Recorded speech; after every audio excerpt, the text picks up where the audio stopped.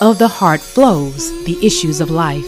And many of these issues stem from one's emotional, mental, and spiritual condition. Such issues may oppress, stifle, and even stagnate one from living a healthy and fulfilling life. So how does one progress past such issues and achieve a state of emotional, mental, and spiritual healing? There's help, so open your heart and prepare your mind. It's time for healing to take place in your life. You're in tuned to Talking with Dr. Toy, a holistic approach to emotional healing. And now, your host, licensed professional counselor, Dr. Toy Lisa Mitchell. It's just me and you. I feel so lost, 'cause I don't know what to do. Well, good Sunday morning. Thank you so much for tuning in to Talking with Dr. Toy. Comes your way every Sunday. Listen, I want to thank you so much for tuning in to the broadcast. And you know what I always say, listen, my purpose is to provide a holistic approach to emotional healing. Therefore, my mission is to provide a holistic and restorative therapeutic approach in addressing and resolving issues that adversely affect the emotional, psychological, spiritual, and physical well-being of individuals who desire to enhance their quality of life. I do want to check on you. You know what we do. Self-care check. How are you? And what did you do for self-care this week? Again, listen, this is, we're towards the end of Mental Health Awareness Month, but just because we're at the end of the month does not mean that we cease to tend to our holistic selves, and that includes our mental, emotional well-being. And so I am encouraging you to prioritize self-care in this form as well. When we talk about self-care, listen, that definition, I will restate it again, definitely not mine, but I think is very practical and helpful. And it simply states this: the practice, right? The practice of taking an active role in protecting one's own well-being and happiness.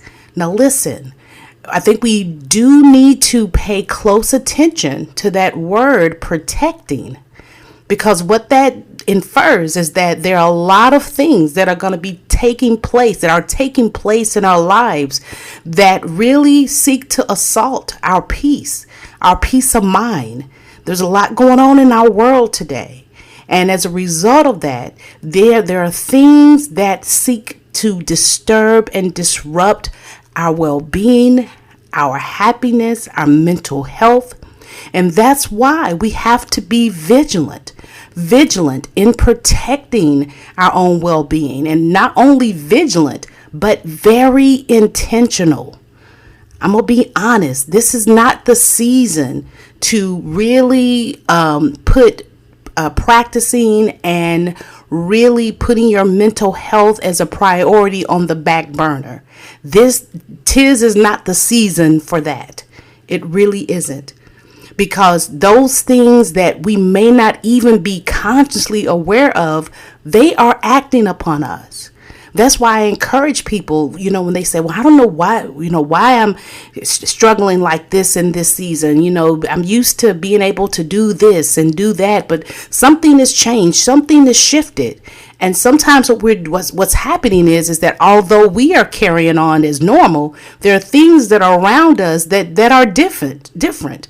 And because we are not making that shift, we may be operating in an old paradigm of doing, and it's not working for us in this season. It may not be working for you in this season. So what you used to be able to do, and it would help, the thing is not a failure of your own. It's just we may need to definitely be more attentive as to what is really going on with us so that we can make that shift. So self-care is an intentional process, and it's also an introspective process as well, because what I needed in one season may be different in this season. And if I don't know that, then I may be operating at a deficit. I'm not getting and doing what I need to do in order to protect my own well-being. I'll say this again, and I love this, that my peace is non-negotiable. Not only that, as I stated before, a provider really helped me as I was navigating through a season. She said, "What is your word for this year? What's your word?" And if that word for you is healing, if that word for you is peace, if that word for you is self-care, whatever that word is for you this season, here's my encouragement. Try to make that as a framework for the decisions that you are making. Is this decision going to bring about healing for me? Right? Is this going to harm me? So that is the way in which I'm encouraging you to really prioritize your mental health. I want to give that definition again. I gave that last time, but I want to give that definition of mental health again. Mental health is a state of mental well-being that enables people to cope with the stressors of life, realize their abilities, learn and work well, and contribute to their community. That is a powerful definition, and I would encourage you to definitely view that in your life right now. Number one, how are you coping with the stresses of life? What is happening? So some people, and I love how someone described this. They said, sometimes stress emerges when we don't have the capacity or the resources to deal with what's happening in our life right now. That what's happening in our life right now supersedes the resources that we have to cope with it. And so therefore it becomes very important, right? That second part of that, to realize your ability. And what does that mean? That means engaging in some introspection to know, okay, what is my capacity this season, right? I may not have the capacity that I had last season. So I may need to really kind of make some adjustments. I may not be able to do all that I was doing, right? And instead of us pushing ourselves, that may exceed our capacity, which may bring about more stress in an unhealthy way, where we extend ourselves and then we may get into a place where we are overwhelmed.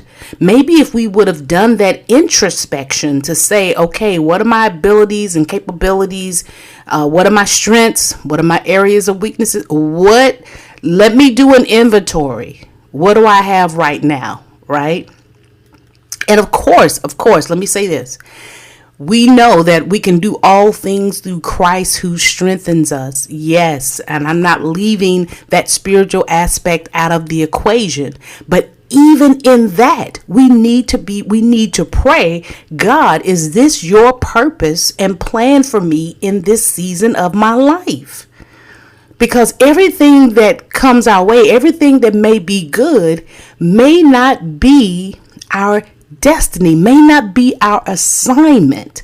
And we need to have discernment, and that coincides, right, with that introspection, taking time to pause and really process where we are in our lives right now. So when we talk about our abilities, yes, we know God, we're able to do all things through Christ. However, we also have to ascertain too, am I operating within his will? Right? Did I take time to pause and say, God, this is a good thing, but is this a God thing for me in this season of my life? Because sometimes what may happen is we may confuse a good thing as a God thing, and then when that thing doesn't turn out the way we had planned, then we want to blame God, when in fact it was a good thing, but it wasn't a God thing. And that takes pausing, that takes introspection. And then I love this other aspect of this definition: learn and work well. Always being in a position, right, to learn. I think so many of us, we grapple with this aspect of perfectionism, thinking that we have to know all and that we have to be all. And if we don't, then something is wrong with us and we're defective. But in essence, it's our humanity. So being in a place, and someone talked about this today, where we are humble enough to know, listen, we don't know everything. We don't know everything. We're finite, right? And because we don't know everything, being in a posture to really learn, to become students. And that's what I encourage people to do, in this world. I remember a dear friend who's gone on to be with the Lord, I think it was 95, called him Papa. I sure do miss him. So much wisdom. And I think I've said this before, but when I would come into the house, he would be like, all right, come on, Doc, teach me something today. Now, I'm there to glean from him, right? I'm there to get the droppings of his wisdom and his knowledge, because, man, he definitely had it and could drop scripture just like that. So I'm there to glean. But even at 95 years old, come on in, Doc, teach me something today. That willingness to learn and to be a student. And when we have that posture of learning, right, that helps to mature us and to grow us in ways.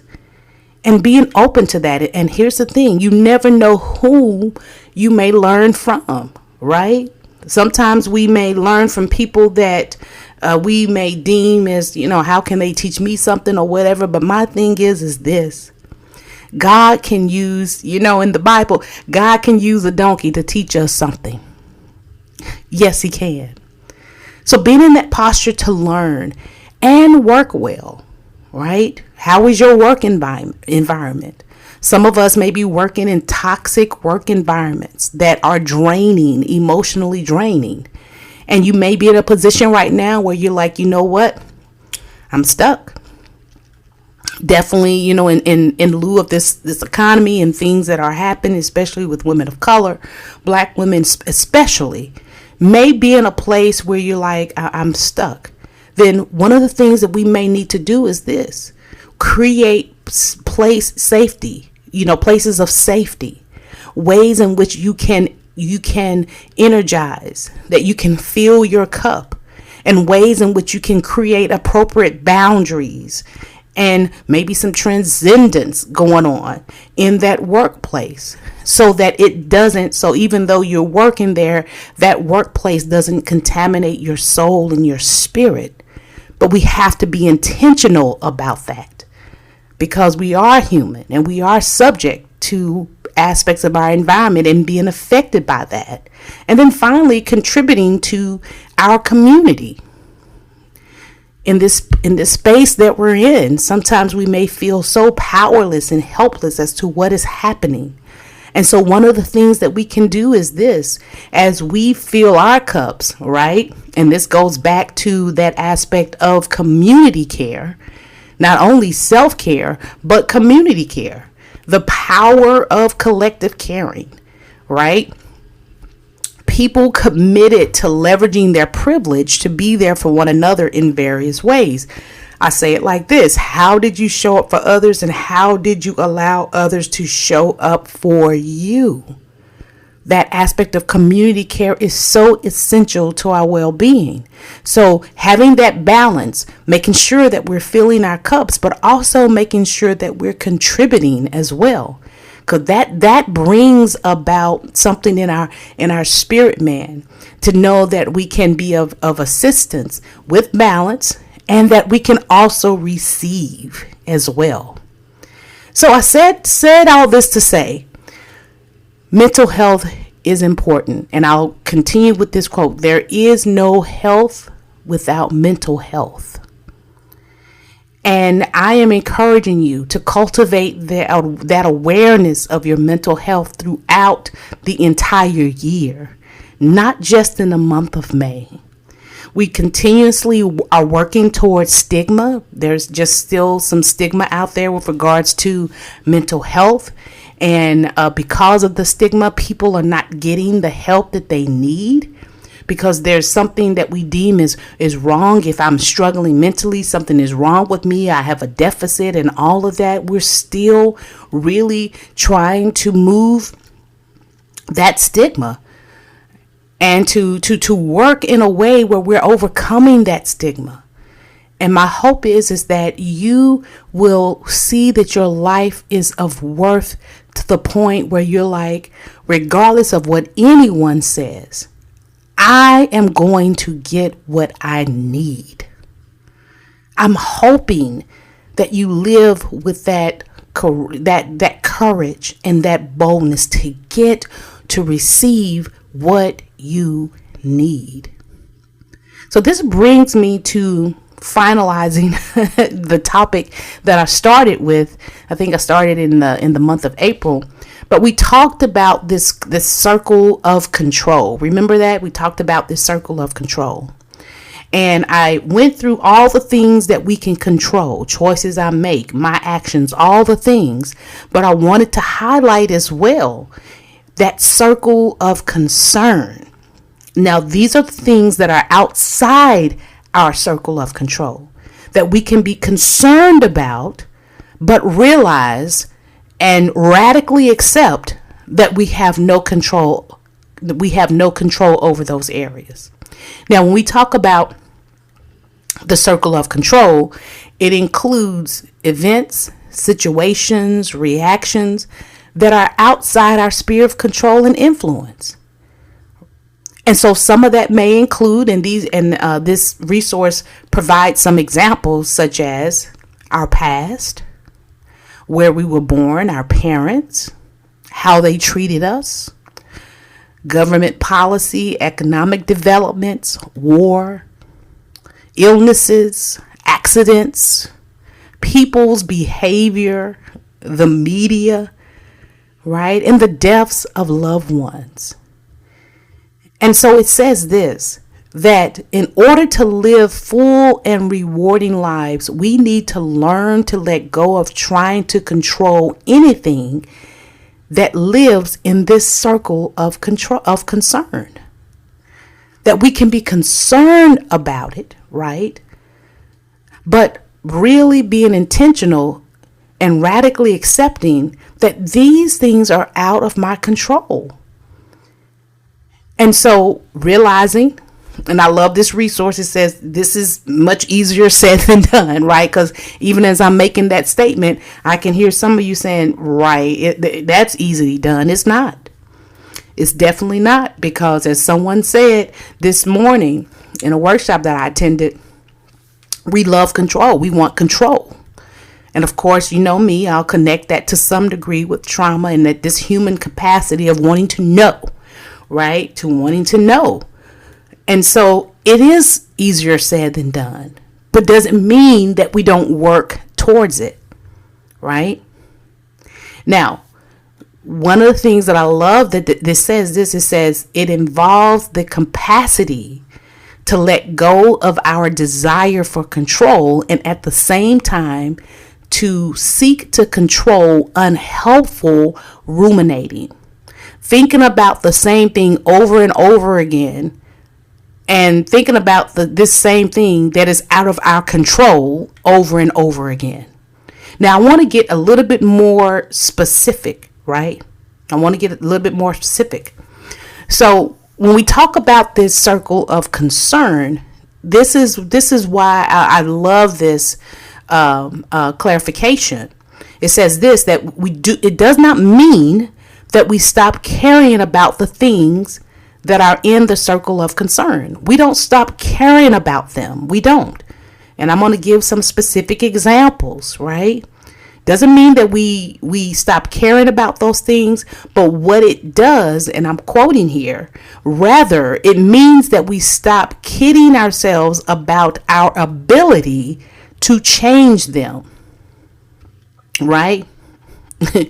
and further, this quote says, the circle of control is not a prescription for detachment or indifference. So I'm not giving you permission to say, well, I don't care, whatever. Not that. It's not indifference. It's not detachment.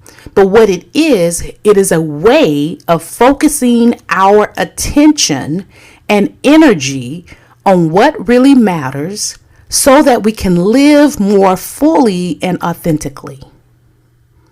Now, remember, we've been talking about intentionality, being intentional. This is going to take work. And let me tell you why.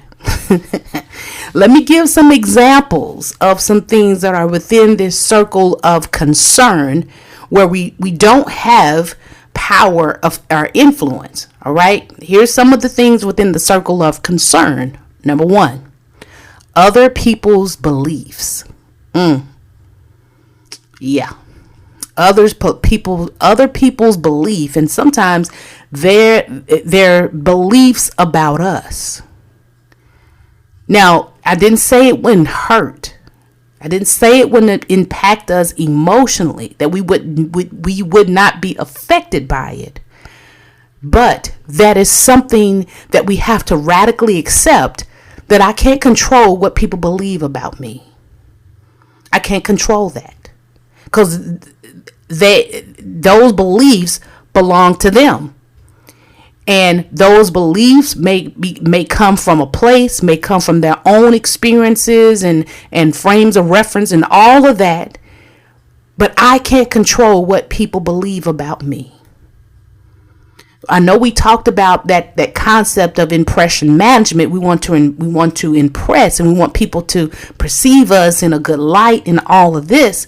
And so we may do things in order to ensure that they have a good perception of us and have good beliefs about us. But the bottom line is this: I can't control their beliefs, though. I can do all that work, and they still believe something contrary to what I want them to believe about me.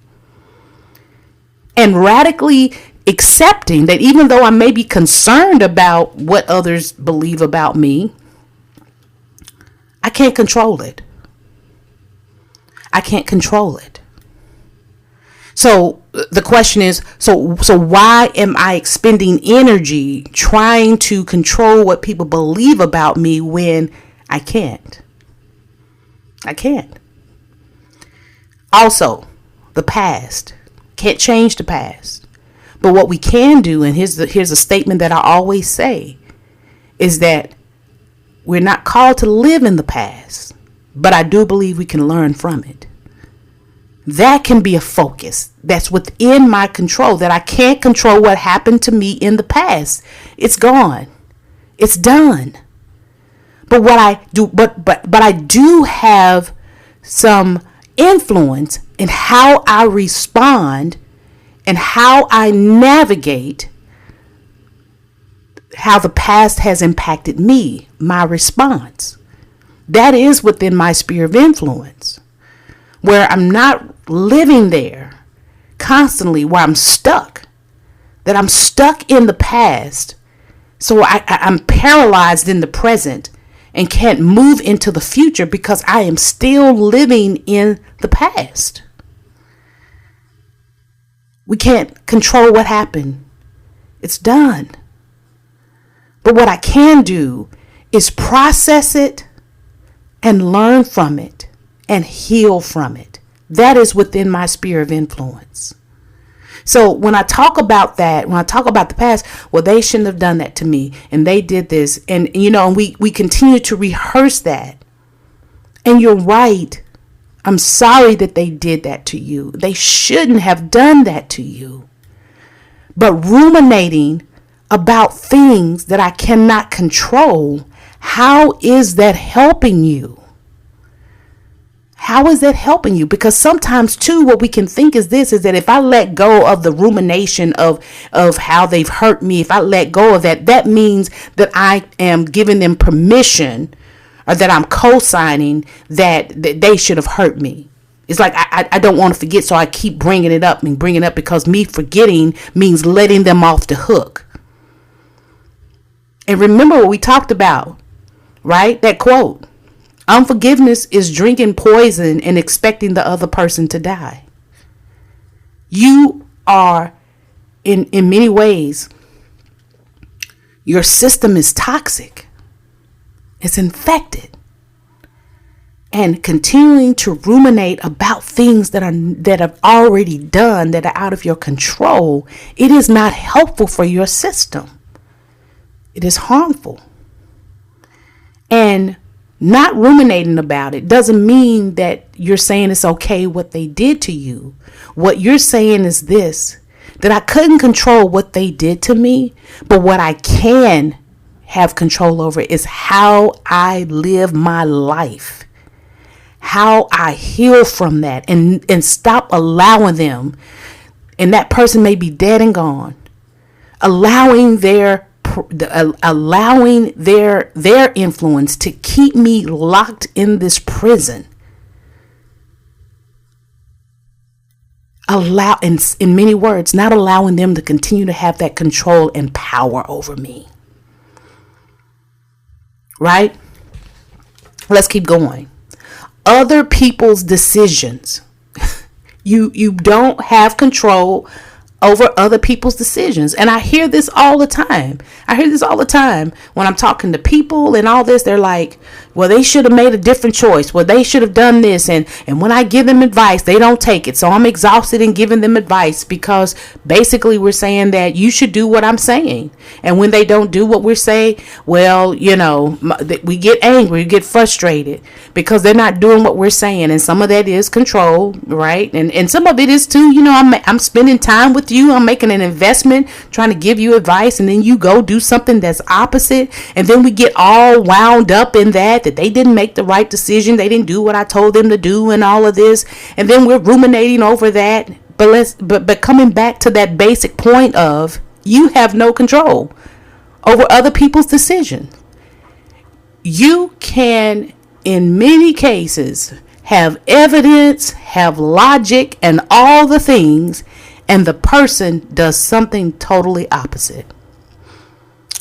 And coming to expect that you don't have control. Don't have control of their decisions. Their decision. Listen to this. Other people's mistakes. You don't have control over other people's mistakes. Mistakes that people make, you not within your control. Not within your control. Well, if I were them, I would have. Well, you're not them. Right? Well, I would have done. Well, coulda, shoulda, but they didn't. And you have no control over their mistakes. Now, some of us may think that their mistakes are a reflection of us, right? Especially if they're related to us, especially if they're our children. That their mistakes is a reflection of me, that I didn't do something right or whatever. But I'm coming back to say, but yet and still, it's still their decision. It's not yours to make. And so relinquishing that they've made choices, and in some ways, right, where you are saying, you know what, I've got to, in some ways, disentangle that their choices are a reflection of me. Because that's something that I cannot control. Here's another one. You cannot control how others react. I know many cases, many of us always are trying to edit, what we say and all the things. And we want to be, let me say this. We definitely want to be tactful and loving and all the things. We definitely want to do that. However, we are not responsible for how people react, how they respond emotionally. We have no control over that. So I can say something to, something to a degree that I can say it in calm and nice way and all of that. And yet someone react in a way that they're angry and all the things. And so what we try to do is it's like, okay, well then, maybe I won't say nothing because I don't want them to get angry and all this. And so we're trying to, in many ways, control or think that we can control their reactions. And sometimes we may contort ourselves in uncomfortable positions because we are trying to, in many ways, regulate how someone else reacts. And I'm here to say, we don't have control over that. We don't have control over that. Listen, what other people think. Isn't that a good one? I think coincides with other people's beliefs. What are they thinking about me? Are they saying this? We don't have control over that. We don't have control over what people think. Whether it be about us or anything else, we don't have control over that. Now, again, we may be impacted by it, whether we are hurt, maybe we feel rejected. So I'm not saying that we won't feel the thing, but what do we work on? We work on the emotions that we are experiencing, not trying to control what they think, because we don't control it. Here's another one. I love this. If others forgive me. Isn't that a good one? I've asked for forgiveness sincerely, and I've said I'm sorry, but the person still holds on to it. And listen, let me say this. It is not your choice. It's their choice to forgive you. You don't have control over that. Well, why won't they let it go? Well, I don't know why they won't let it go, but I do know this. It's their choice. If they want to hold on to that, it's their choice. But again, coincide with what I'm saying, that unforgiveness is drinking poison and expecting the other person to die. Now, I do want to, and maybe I need to do this again, really talk about forgiveness, because I think we have some misconceptions about forgiveness too. We'll talk about that. It's a process. It's not one and done. It's a process. But again, I don't have control if someone chooses to forgive me or not. I don't. And I have to radically accept that. Other people's opinions, right? Wouldn't it, and sometimes we think, wouldn't it be a better world if we all had the same opinion? Yeah, but it would be a boring world, wouldn't it? We can't control other people's opinions. We just can't. We can't control how other people feel, nor can we control what other people say, or we cannot control what other people do. Now, these are just some examples of that circle of concern, that although I can be concerned about those things, I have to radically accept and work towards radically accepting that this is not within my sphere of influence. And so what's the main point here? The main point is this, is that we can have those concerns, but our goal is to focus our energy on things that are within our circle of control. Well, listen, that's all the time that I have for today. Thank you so much for tuning into the broadcast. Remember what I always say, relentlessly and intentionally pursue authentic and genuine relationships vertically with God, horizontally with others, and inwardly with yourself. Maintain and sustain a keen sense of awareness and ongoing discovery about self as well as others. Take good care of you and engage in things that are helpful for your mind, body, soul, and spirit. And remember, out of the heart flows the issues of life. Let's continue to talk about it and continue our journey towards emotional healing. Until next time, bye-bye. You've been in tuned to Talking with Dr. Toy, providing a holistic approach to emotional healing with your host, licensed professional counselor, Dr. Toy Lisa Mitchell. Please please connect with me at talkingwithdrtoy.com or Facebook at Talking with Dr. Toy or email talkingwithdrtoy@gmail.com. I would love to hear your story and hear your heart regarding the issues of life you may be experiencing. Remember, out of the heart flows the issues of life. Let's continue to talk about it. I look forward to hearing from you. Thanks for listening, and please join me next week for Talking with Dr. Toy.